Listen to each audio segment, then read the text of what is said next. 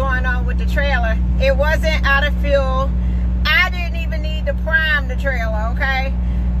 Carrier came out here. The trailer people came out here a few minutes ago, and it was a battery. So the reason I couldn't get the codes from the trailer is because the battery was so weak that it couldn't even start it to give me a code to tell me what was wrong with it. So I'm glad I was not out there priming that trailer all day, okay? So, but I do now know what to do as far as priming the trailer.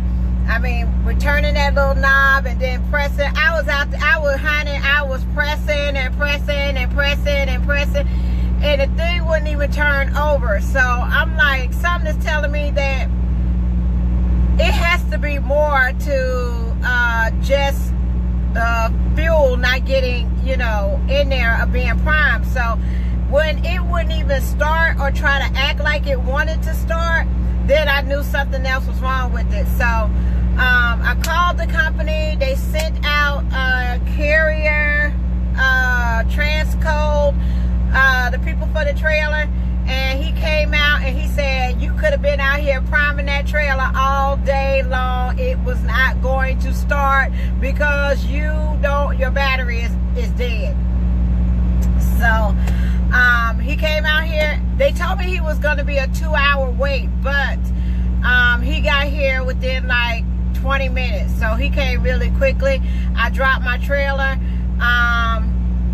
He tested the battery, saw that it was dead, changed it out, put a new battery in. It crunked right on up, and now it's getting, now I'm back in the door, okay? My appointment was originally at 2 o'clock, so I don't know what time it is now. We in Atlanta. I got here early thinking I can get loaded early, but that wasn't the case. So it looks like I'm gonna get loaded on time and be able to go up to Chicago area. But, oh, I did want to pass some information to you as well about having your own trailer. Now, he says that carrier will not come out and work on your trailer if you don't have an account with them. So the only reason that their technicians are able to come out and work on a trailer is because LTI has an account. So if you're an independent operator and you own your trailer and you don't have an account with them, then you have to bring the trailer into the shop. They won't come where you are. So I'm just glad that I wasn't loaded. I'm glad I wasn't loaded, because this is like a negative 10 degree load. He was telling me that the hourly rate to work on a trailer, if it's after hours, is like $390, okay? That's just to diagnose your problem, to see what it is that's wrong with your reefer trailer. So they charge you $390 just to find out what the problem is, and then you have to pay for whatever the problem is after that. And he said a lot of things are wrong when people buy trailers. They don't realize what's covered under warranty and what's not. And sometimes people think that, you know, they trailer may be covered under warranty, and it's not. But there's some things that you can't control, like the battery. So, you know, a battery wouldn't be covered under warranty. So that's $390 if you went to the shop. So if this happened to me like about 1 or 2 o'clock in the morning, it could have been really high to try to get this reefer trailer fixed. So, I mean, that's one of the things that I think of when, you know, you look at trying to be a owner operator and truly being out here on your own with a truck and your own trailer. You know, I don't know what I would do if I didn't have the help of my company behind me, and also the help of other drivers out here, okay? So if y'all didn't see, there's a guy that was on my live feed named Mark Bruiser, B-U-S-E-R. He is a veteran driver. He's been out here for a long time. He knows a lot about trucks and a lot about trailers, and that is somebody somebody you may need to network. He's starting a group to help drivers out here on the road that may be having problems just like myself. Now, if this was the case where the trailer needed to be primed, where there is an easier way that you can do it. You don't have to unloosen the thing and, you know, pump until it gets hard and try to get the fuel up to get it started.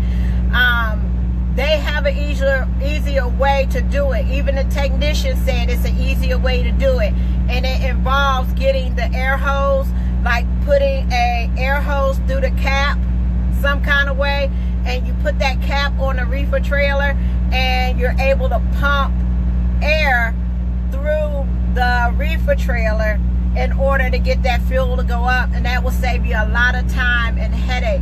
You know, that is things that old school drivers know. That is things that people who've been out here for a long time or been out here for a while would know stuff like that. So I am very grateful that, you know, I have such a huge surrounding of knowledgeable people that if something happens, you know, you can either go on Facebook, you can do a live feed, you know, and people will be able to troubleshoot your problem for you right there on the spot.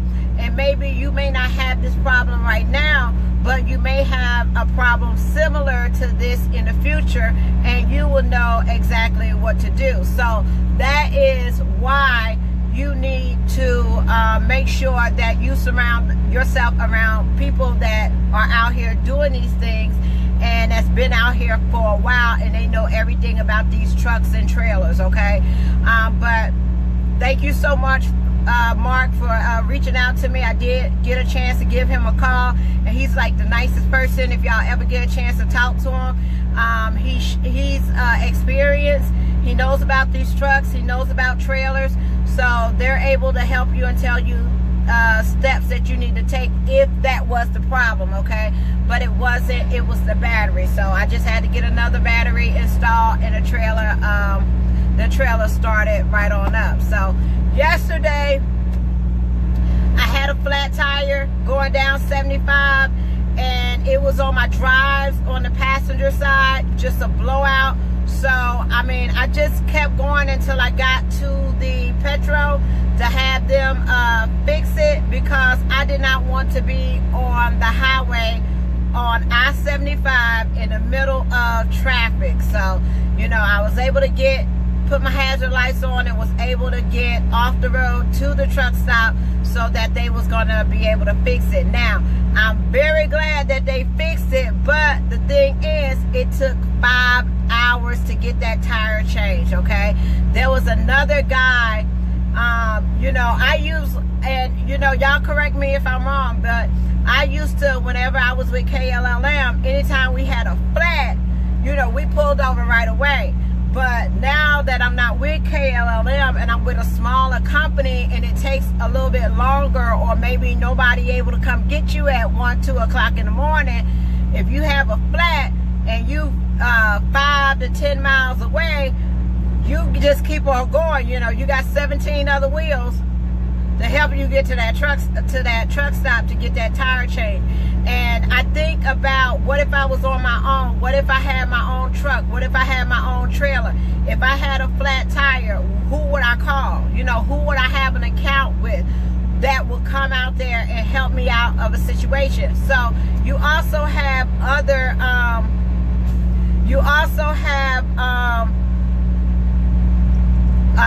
if not, the tires will catch on fire. Yeah, so you know, when I was at KLLM, you pulled over immediately when you had a tire problem, and somebody will come out right away and fix it. But when you with a smaller company, or you may be independent, you may not have that, you know, option. You have to do what you gotta do. And being on I-75 with no shoulder or nothing is really not a safe place to be. So those are the things that I think about, you know, when you think about wanting to really be on your own. Those are the things you think about as, you know, what's your resources? What are the things that you may have around you that can come out and help you? Luckily, being in Atlanta, there's a lot of drivers in Atlanta. I even, you know, saw a couple of drivers that knew me or recognized me in the Petro, at the Petro in Atlanta. And it's a lot of people there. But you could be down for a while. I mean, just for a tire change, it was 5 hours. Somebody else was just coming to get a PM done, and I think he was there for maybe, you know, 10 hours, okay, trying to get a PM done. So they was very busy. Then somebody left a message on my page saying that they was waiting 15 hours to get a tire change on a trailer. So you see a lot of independent drivers out here that have their own spare tire. You know, I don't know what they do as far as changing that tire out, but it just gives you things to think about when you're out here and you want to move to that next level of having your own truck and your own trailer. You really need to make sure that you develop a resource and you have the people around you that you need to have around you that can help you out of situations, you know. But that's the one reason why I'm glad I am with a carrier, because it takes a whole lot of stress off me. All I gotta do is call in, and then, you know, they have somebody that handles that. So that's a benefit of being with a carrier, okay? But yeah, y'all, I'm in the door. I set my temperature so I can get loaded. Hopefully I'll be out here soon. And then another thing, guess what? Coming over here, I started my clock. So even though, and it was only like a 30-minute drive or whatever over here. Well, you know, in Atlanta, 30 miles is an hour, okay? So it was like an hour drive getting over here from one place to another. But the thing is about these electronic logs is that even though you start your clock and you make it over here 30 miles away, the trailer wouldn't start. You see what I'm saying? But my 14-hour clock is still running. So I haven't done anything. I'm just sitting waiting, and my clock is still, you know, ticking down, ticking down, ticking down. So that's a little bit of concern. I wish that we can start our clock when we get loaded or when we, you know, at the shipper or whatever, but you can't do it that way. So that's an issue. It took 4 hours away from me, and I didn't go nowhere or do anything. So now I'm down to about 7 hours that I could drive today once I get loaded. So, you know, that's the downfall, and that's where you miss your money. That's where it starts to, that's where you start to looking at your pocket, because you could be moving and I could get further than what I plan on doing today, but it's going to be a little bit hard because my 14-hour clock has already started. But I just wanted to come, y'all, and give y'all a little update of what's going on today. Yesterday was a flat. Today, battery on a trailer. So we just keep it moving. You know, you got to have a positive attitude. And the man that came out here to fix my trailer was awesome. I mean, he was just great, and I couldn't ask for anything more. So I just wanted to thank y'all. Hold on one second. Hey. It need to be said on negative 10. Okay, I was just trying to get it down all the way. Okay, thank you. But y'all, I just want to come back and thank y'all for you know, signing in and see what was going on, and see if you can help and had any suggestions and things like that. So I really appreciate that. Ripley is over here having a fit every time somebody comes to the truck. Calm down. But I just want to thank y'all for that, and I appreciate it. And we're going to get loaded, and we're going to keep moving, and I will update y'all tomorrow. Talk to you later. Bye.